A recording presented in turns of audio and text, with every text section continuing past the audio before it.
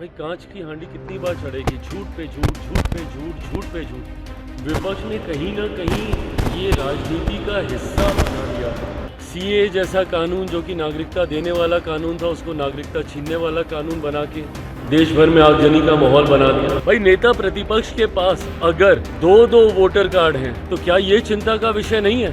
अगर आपके पास हो सकते हैं तो सोचिए कितने और लोग होंगे जिनके पास होंगे। लोगों को से भ्रमित कर डरा कर वोट लेने का काम आज की तारीख में विपक्ष की रणनीति का हिस्सा बन गया। प्लान चेंज नहीं होता है।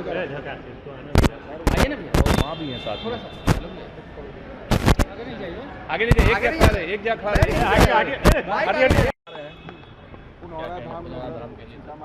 बिल्कुल, और ये लंबे समय से मुझे लगता है हर बिहारी की ये चाहत थी और हम लोगों का भी ये सपना और संकल्प लोक जनशक्ति पार्टी रामविलास का और बिहार फर्स्ट बिहारी फर्स्ट के माध्यम से हम लोगों ने हर मन से अपने इस सपने को संकल्प में परिवर्तित करने का प्रण लिया था। माता सीता का एक भव्य मंदिर बने, ये इच्छा मैंने हमेशा जाहिर की है। ये मेरी आस्था से जुड़ा हुआ विषय तो ज़रूर है ही, साथ ही में इससे बिहार का आर्थिक विकास भी। मैंने हर बार हमेशा इस बात को कहा है कि बिहार में रिलीजियस टूरिज़्म की अनंत संभावनाएं हैं। तो जहां एक तरफ आप इससे आस्था को सम्मान देते हैं तो वहीं रिलीजियस टूरिज़्म के माध्यम से ना सिर्फ आप प्रदेश को आर्थिक ताकत देते हैं, रेवेन्यू जनरेशन में इसको आगे लेकर जाते हैं।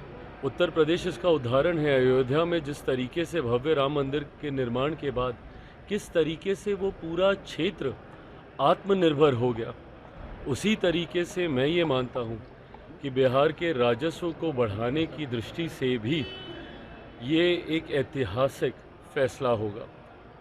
और करोड़ों की आबादी ऐसी है जो माता सीता पर विश्वास रखती है, आस्था रखती है। मैं खुद उनमें से एक हूँ।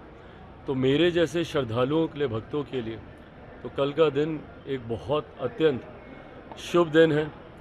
ऐसे में केंद्र सरकार और बिहार सरकार के द्वारा लिया गया ये फैसला, गृह मंत्री जी स्वयं कल आ रहे हैं।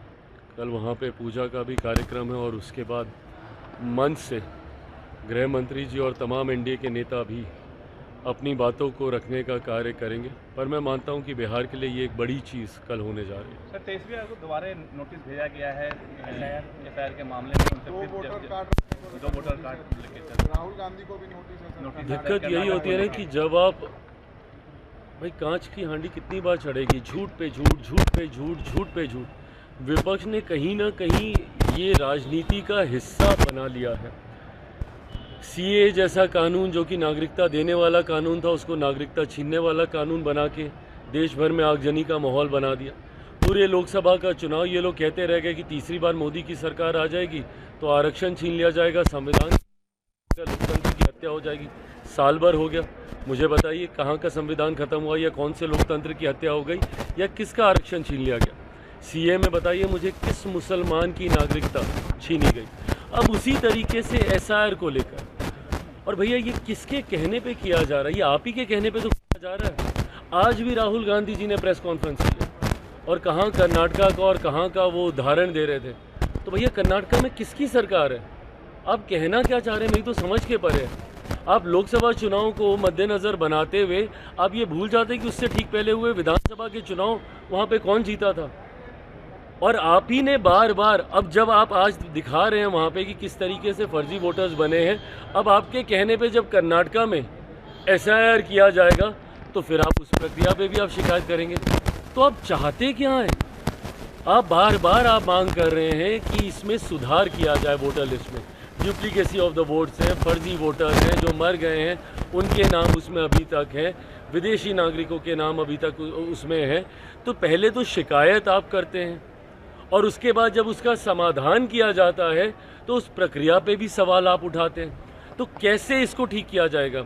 अगर आप बार बार, अगर अब आप कह रहे हैं कि भैया कर्नाटका में इस तरीके की गड़बड़ी हो रही है, तो अगर उस वोटर लिस्ट को सुधारा जाएगा तो सुधारने की ही तो प्रक्रिया है एसआईआर। और कौन सी प्रक्रिया है ये? बट ऐसे में चिट भी आपकी, पट भी आपकी, शिकायत भी आप करेंगे, शिकायत पे कार्रवाई होगी तो उस पर भी आप करेंगे। और उसी तरीके से अब ये क्या एक बड़ा उदाहरण नहीं है इसी बात का? भाई नेता प्रतिपक्ष के पास अगर 2-2 वोटर कार्ड हैं तो क्या ये चिंता का विषय नहीं है? अगर आपके पास हो सकते हैं तो सोचिए कितने और लोग होंगे जिनके पास होंगे। तो क्या इसका रिवीजन नहीं होना चाहिए? इसी सोच के साथ ये इंटेंसिव रिवीजन किया जा रहा है। अब उसके बाद जब आप ये सारी बातें करेंगे कि भैया यहाँ पे धांधली हो रही है, ये हुआ वो हुआ, अभी तक इन लोगों ने एक आपत्ति दर्ज नहीं कराई है। आज कितना, लगभग 9 दिन के करीब हो गया सूची जारी किए हुए। इन 9 दिनों में राजद, कांग्रेस जो बात बात पे चीखती चिल्लाती है, अभी तक ये लोग चुनाव आयोग के पास एक आपत्ति लेकर नहीं गए। आप दीजिए ना भैया, आप भी तो पॉलिटिकल पार्टी हैं, आप भी आपत्ति दर्ज कराइए कि भैया मेरे इस व्यक्ति का नाम छूट गया, मेरे इन कार्यकर्ताओं का नाम छूट गया। दीजिए, 5 ही आदमी का दीजिए, 10 ही आदमी का दीजिए तो। साइड के ऊपर पूरे नाम है जिन लोगों के नाम को डिस्क्वालीफाई किया गया है, उनको पर्सनली हैंड डिलीवर उनके घरों पे उनको नोटिस भेजा गया है। उसके बाद भी अगर आपको किसी तरीके की शिकायत है तो 3-3 बार आप उसमें अपील कर सकते हैं, 3-3 स्तर पे अपील की व्यवस्था है। तो अब इससे ज़्यादा ट्रांसपेरेंट कोई और प्रक्रिया क्या होगी? पर अगर उसके बाद भी अगर आपको सिर्फ इल्ज़ाम ही लगाना है, सिर्फ आपको हंगामा ही खड़ा करना है, सिर्फ सदन ना चले ये गतिरोध करना है, और सबसे बड़ी बात आपको बहाना ढूंढना है। अभी 3 महीने के बाद जब नवंबर में बिहार में परिणाम आएंगे, चुनाव ये लोग हारेंगे, तो भाई किसके ऊपर ठीकरा फोड़ेंगे? अब इनको ईवीएम याद नहीं आता, अब सारी ईवीएम मशीनें ठीक हो गई हैं, अब इनको वोटर लिस्ट दिखती है। चुनाव में एक ही समय पे 2 जगह चुनाव होते हैं। झारखंड का चुनाव ये लोग जीत जाते हैं तो झारखंड ठीक है, बट वहीं ये लोग महाराष्ट्र का चुनाव हार जाते हैं तो अभी तक हम लोग को सुनाया जाता है कि भाई आप लोगों ने वोटर लिस्ट में धांधली की इसलिए आप लोग वो जीते। तो भैया धांधली वहाँ हो रही थी तो झारखंड में क्यों नहीं हो रही थी? तो आप एक बार आप कुछ कहेंगे, उसके बाद उसी शिकायत के ऊपर जब चुनाव आयोग कार्रवाई करेगा और आप सदन में मांग कर रहे हैं, बताइए कौन बुद्धि देता है इन लोगों को? मेरी समझ के परे है। सदन में एसआईआर को लेकर चर्चा कैसे हो सकती है, मुझे बताइए। सदन में अगर इसको लेकर एक बार के लिए मान भी लीजिए चर्चा हम लोगों ने कर भी ली, तो कौन सा मंत्री जवाब देगा? एक बार नेता प्रतिपक्ष बिहार और केंद्र दोनों में से कोई एक इस बात का जवाब दे दें कि वो लोग जवाब किस मंत्री से चाहते हैं। क्या चुनाव आयोग आएगा सदन के अंदर जवाब देने? क्योंकि किसी विभाग के अंतर्गत तो चुनाव आयोग आता नहीं है, वो तो स्वतंत्र संवैधानिक संस्था है। तो ऐसे में किस मंत्री से ये जवाब चाह रहे हैं? सरकार तो ये प्रक्रिया करा नहीं रही है, चुनाव आयोग ये प्रक्रिया करा रहा है। तो चुनाव आयोग कैसे सदन के अंदर आके आपको जवाब देगा, जिसके लिए आप लोगों ने पिछले 2 हफ्ते से सदन को एक दिन चलने नहीं दिया? सिर्फ आपको हंगामा खड़ा करना, इस दृष्टि से आप कर रहे हैं तो करते रहिए। दोनों यात्रा करने वाले हैं जिसमें तेजस्वी यादव, इंडिया गठबंधन के सभी नेता, राहुल गांधी भी 17 तारीख से बिहार में भ्रमण कर रहे हैं। हाँ करें, अच्छी बात है भैया, करिए, यात्रा करिए। जनता के बीच आपको वैसे भी जाना चाहिए, जाएंगे तो आपको पता चलेगा कि एसआईआर का क्या असर है। भाई हम लोग भी जनता के बीच रहने वाले लोगों में से, निरंतरता में हम लोग सभा, कार्यक्रम, यात्रा हम लोग करते हैं। हमको तो आज तक नहीं समझ में आया कि कोई एसआईआर को लेकर मुद्दा बन रहा हो या लोगों को बहुत कठिनाई हो गई हो। और ये लोग जो बोल रहे थे कि भाई हम लोगों के चुन चुन के वोटर्स छांटे जाएंगे, सबसे ज़्यादा वोटरों में से कौन सा? ये पटना है जहाँ पे सबसे ज़्यादा संख्या में से वोटर कटे। ये लोग क्या बोल रहे थे, हिमाचल के इलाके में ये एक किशनगंज वहाँ पे छोड़ दीजिए, तो यहाँ पटना में वोटर के नाम कटे हैं।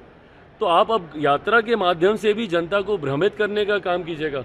तो आप कर क्या रहे हैं? आज तक लोगों को से भ्रमित कर डरा कर वोट लेने का काम आज की तारीख में विपक्ष की रणनीति का हिस्सा बन गया। प्रशांत किशोर ने सीएम के लिए